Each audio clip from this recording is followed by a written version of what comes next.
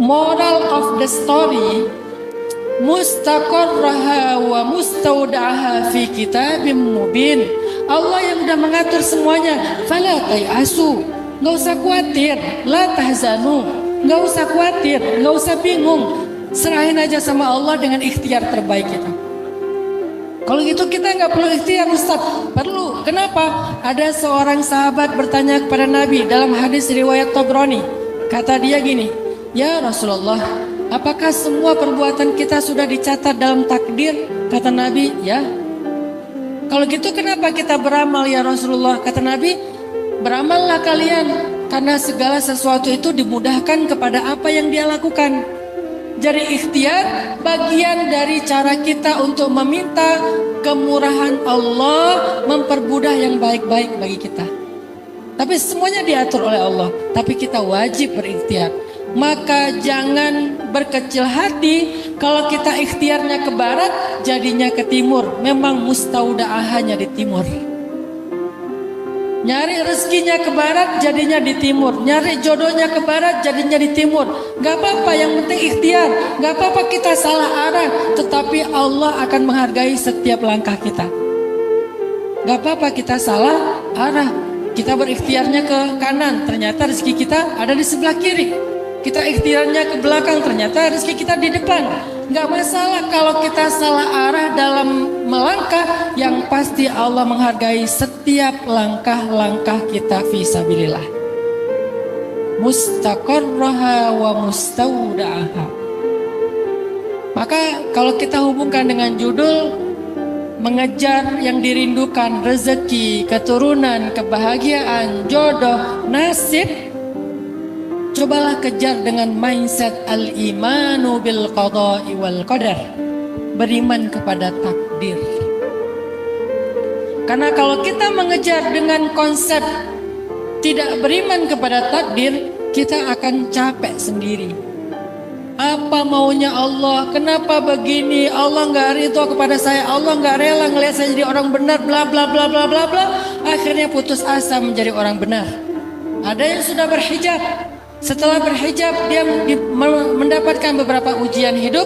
Akhirnya dia balik lagi buka hijabnya. Kenapa? Berputus asa kepada rahmat Allah. Kenapa berputus asa? Nggak percaya dengan takdir tentang rezeki dan karir. Saya kasih contoh. Tahun 2015, waktu itu saya masih punya usaha kecil-kecilan kayak jual pulsa, bikin penerbitan buku kecil-kecilan di rumah. Waktu itu usaha saya lagi drop, sehingga penghasilan saya paling sebulan 2 juta, 3 juta, dan selalu habis untuk kebutuhan sehari-hari. Udah lama saya nggak megang uang lebih dari 2 juta atau 3 juta. Tiba-tiba satu hari ada sebuah project, saya dapat untung 15 juta cash. Begitu saya dapat uang untung halal 15 juta, saya bahagia banget. Alhamdulillah bisa megang uang 15 juta, mau ditabung, mungkin bisa dipakai untuk beli ini dan itu. Baru seminggu saya megang uang 15 juta, tiba-tiba saya sakit kena DBD, harus dirawat di rumah sakit. Karena saya ngerasa punya uang cash, akhirnya saya di rumah sakit pengen dirawatnya tuh yang nyaman. Saya pilih kamar yang sendiri, nggak join sama pasien lain. Biar istri saya bisa nungguin saya dengan nyaman. Biar dia nggak akan sakit setelah ngejagain saya. Ada sofa bed buat dia istirahat. Ada kulkas buat nyimpanin makanan buat dia. Yang nyaman lah, walaupun sedang sakit. Supaya istri saya bisa ngerawat saya dengan baik. Setelah beberapa hari dirawat di rumah sakit, saya dibolehkan pulang udah sembuh. Bayarlah tebusan biaya rumah sakit persis 15 juta. Sampai di rumah saya ngelamun aja. Masya Allah, Allah baik banget. Kenapa saya bilang Allah baik banget? Allah tahu seminggu lagi saya mau butuh uang 15 juta untuk berobat di rumah sakit. Karena sakit saya DBD itu udah ditulis di dalam takdir 50 ribu tahun yang lalu. Allah tahu itu, maka untuk memudahkan saya, Allah kasih saya bekal 15 juta dengan satu proyek untuk berobat. Betapa baiknya Allah. Ini orang yang beriman kepada takdir. Kalau orang nggak beriman kepada takdir, ngomongnya beda. Apa maumu ya Allah? Kayaknya engkau nggak senang ya ngelihat saya happy sebentar. Baru dikasih rezeki 15 juta seminggu, kenapa sih diambil lagi? Tega banget Allah sama saya, Allah zalim sama saya, apa yang kurang dari saya, bla bla bla. Wa tazunnuna billahi dzunun, dan kalian berprasangka kepada Allah dengan banyak prasangka yang gak baik. Kenapa? Karena kalian lupa kepada semua itu ketetapan Allah. Allah tahu seminggu lagi saya mau sakit, makanya Allah kasih, Hanan, nih uang 15 juta buat berobat ya. Seandainya saya bisa mendengar wahyu, saya gak akan salah paham. Cuman kan kita nggak bisa mendengar wahyu. Lalu bagaimana cara kita memahami maksud Allah? Dengan iman kepada takdir. Kalau enggak kita akan salah paham, ngira Allah itu jahat banget, ngasih uang 15 juta baru seminggu diambil lagi. Bukan diambil, emang uangnya buat berobat. Uang itu bukan untuk beli motor. Uang itu bukan buat ditabung, uang itu bukan hak saya. Uang itu adalah anugerah Allah, karena Allah tahu saya butuh uang 15 juta untuk berobat seminggu lagi. Jadi Allah itu lagi nolongin saya atau lagi jahat sama saya? Lagi nolongin saya. Itulah angle orang yang beriman kepada takdir. Tapi angle orang yang salah paham kepada takdir, yai'as wa yusi'udzan billah, dia berputus asa, dia berburuk sangka kepada Allah, dan itu awal dari keluh kesah hidupnya. Akhirnya dia putus asa, dia bilang, Allah nggak rela saya jadi orang benar nih kayaknya. Susah payah saya sabar cari rezeki yang halal, sekali-kalinya dapat 15 juta, baru seminggu udah diambil lagi. Kayaknya saya harus balik lagi kayak dulu cari rezeki yang tidak halal. Itu orang yang berputus asa. Sehingga Rasulullah SAW dalam hadis riwayat Tabrani juga pernah bilang gini, ini hadisnya sahih, kata Nabi, al-imanu bil qada'i wal qadar yuzilul hamma wal hazan. Iman kepada takdir akan menghilangkan al-hamma wal hazan. Apa itu al-ham? Al-ham itu artinya rasa sedih, trauma, luka, long grieving process, berlarut-larut dalam kesedihan di masa lalu. Itu namanya al-ham, humum. Sedangkan al-hazan, rasa khawatir, rasa bingung, rasa takut, rasa galau, rasa bimbang tentang masa depan, itu namanya al-hazan. Maka orang yang beriman kepada takdir akan sembuh luka masa lalunya, akan tenang menjalani masa depannya. Yuzilul hamma wal hazan. Itulah kenapa kita diwajibkan beriman kepada rukun iman yang keenam ini, al-imanu bil qada'i wal qadar. Wajib kita beriman. Kalau enggak, maka cacat. Ada seorang sahabat kita namanya Abu dan itu enggak bisa, dia sering bisa-bisa beda sama rukun Islam. Padahal belum rukun Islam kalau ada yang kita nggak bisa amalkan, maka dimaafkan. Misalnya kita nggak bisa haji karena emang nggak mampu. Kita nggak berzakat karena tidak memiliki kelebihan rezeki. Tidak sampai nisab, tidak sampai haul dan seterusnya. Oke, itu rukun Islam. Tapi rukun iman nggak ada satu pun yang boleh kita tolak. Semuanya kita ambil. Rasulullah. Dan kalau kita kaitkan dengan sifat wajib bagi Allah yang 20, Allah itu qudrat, iradat, ilmun. Allah tahu, Allah mampu, Allah mau.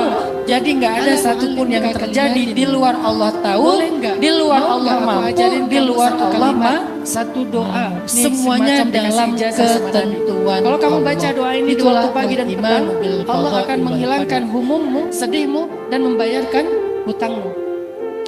Apa itu ya Rasul? Kata Nabi, qul Allahumma inni a'udzubika minal hammi wal hazan wa minal ajzi wal kasal wa minal jubni wal bukhl wa min ghalabatid dain wa qahrir rijal. Kata Abu Umamah, setelah saya mendawamkan doa itu setiap pagi dan petang, Allah pun menghilangkan sedih saya dan membayarkan hutang-hutang saya. Artinya apa? Ketika kita punya humum, maka humum itu obatnya di langit bukan di bumi. Ketika kita punya hazan, Obatnya Hazan itu di langit, bukan di bumi. Maka jangan pergi mencari obat di bumi untuk semua penyakit dan keluh kesah hati, jiwa dan mental kita. Carilah di langit. Bagaimana cara cari di langit, Ustaz? Mi'rajlah ke langit. Bagaimana cara kita mi'raj ke langit, Ustaz? Letakkan jidat kita sejajar dengan kaki kita dalam sujud. Itulah mi'rajnya seorang mukmin kepada Allah. Sehingga dengan cara itulah kita mencari obat hati kita. Aku lagi sedih nih, wudu, Allahu Akbar. Salat apa Ustaz? Boleh salat hajat, boleh salat taubat, boleh salat mutlak. Berapa rakaat Ustaz? Bebas, namanya juga mutlak. Allahu Akbar. Salat. Pas sujud, panjangin sujudnya. Doa, Ustaz nggak hafal doanya, nggak tahu bahasa Arab. Ya udah, nanti beres salat baru doa. Karena kan kalau di dalam salat kita ucapkan selain ucapan doa ataupun yang diajarkan oleh Rasulullah dan para ulama, batal salat kita. Maka setelah sholat, ya Allah, saya sedih. Curhat sama Allah, munajat syakawa, wa tashtaki ilallah. Khawlah bintu Sa'labah ditolong oleh Allah karena suka curhat kepada Allah. Dan curhatnya direkam di dalam surat curhat. Apa surat curhat? Ada nggak surat curhat dalam Al-Quran? Ada, namanya suratul mujadalah atau mujadilah. Itu surat curhat. Ayat pertamanya tentang curhat. Qad sami'allahu qawlan lati tujadiluka fi zawjiha wa tashtaki ila Allah wallahu yasma'u tahawurakuma. Sama Allah ilmun sama, Allah mendengar. Jadi obatnya di langit, minta sama Allah. Akhirnya Allah hilangkan humum, Allah hilangkan hazan, Allah hilangkan segala keluh kesah di hati kita. Tapi modalnya iman kepada Allah. Ada orang yang udah berdoa tapi belum hilang humum dan hazannya karena tidak beriman kepada takdir Allah. Gak beriman kepada pengaturan Allah. Gak beriman bahwa Allah itu sayang sama kita. Allah itu dasarnya gak tegaan sama kita. Apa arti gak tegaan dalam bahasa Arab? Ra'fah. Dan sifat Allah atau nama Allah itu Ra'ufun, maha tidak tega. Rahmanun, maha pengasih. Apa arti maha pengasih? Gampang kasihan. Rahman, gampang kasihan, nggak tega. Udah Rahman, Rahim, Ra'ufun. Coba kurang apa Allah itu sama kita? Dasarnya gampang kasihan, dasarnya sayang banget, dasarnya nggak tega sama hambanya. Lebih daripada sayang, nggak tega dan kasihan seorang ibu kepada putranya. Allah lebih dari siapapun.